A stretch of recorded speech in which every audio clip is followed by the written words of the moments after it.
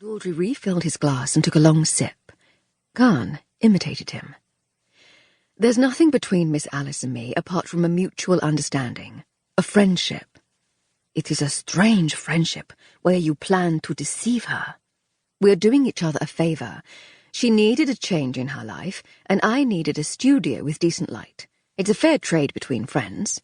It would be if both friends were aware of the trade. I can't tell you how utterly boring I find your morality lessons. You don't find her attractive? Khan asked. She's not my type of woman, and I'm not her type of man. It's a very equitable arrangement. What don't you like about her? Tell me, you wouldn't happen to be casing out the territory for a personal campaign, would you? It would be degrading to be casing her territory. Khan was clearly drunk. How else shall I put it? Do you have a crush on Alice? I have not begun my investigation. How can I already find a crush? Stop playing the fool when it suits you. I'm just asking whether you're attracted to her. Well, excuse me for saying it, said Khan, but I'm the one who asked first. And I told you, absolutely not.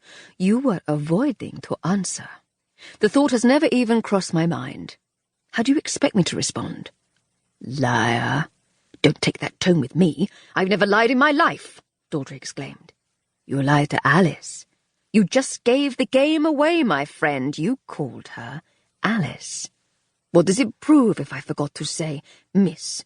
Just a mistake on my part. I drank too much. Just a little?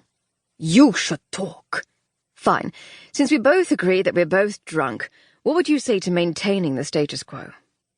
Daldry ordered them a very fine and very old cognac.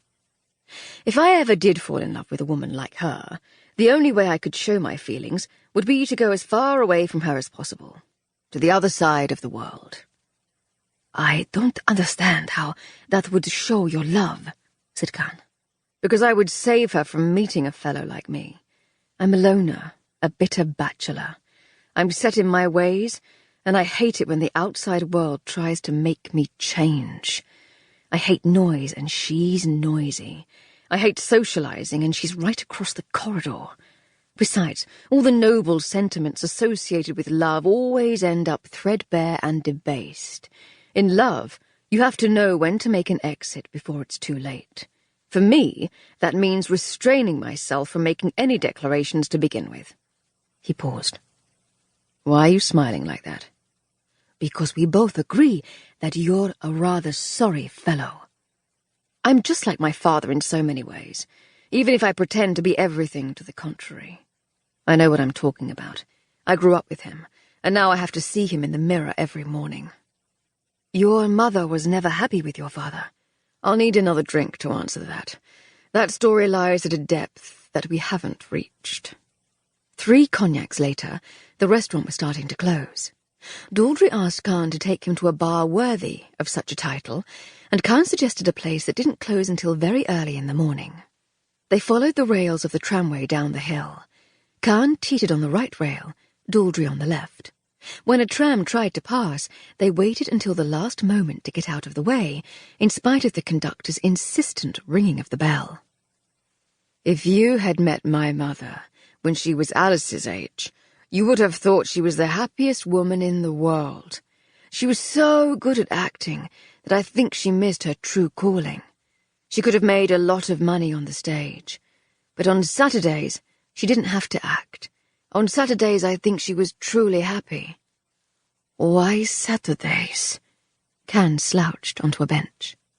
Because on Saturday, my father paid attention to her, said Daldry, joining him.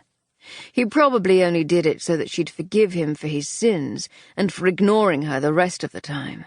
But he did pay her attention. His sins? I'll get to that. Why didn't you ask, why not Sundays? Wouldn't that be more logical?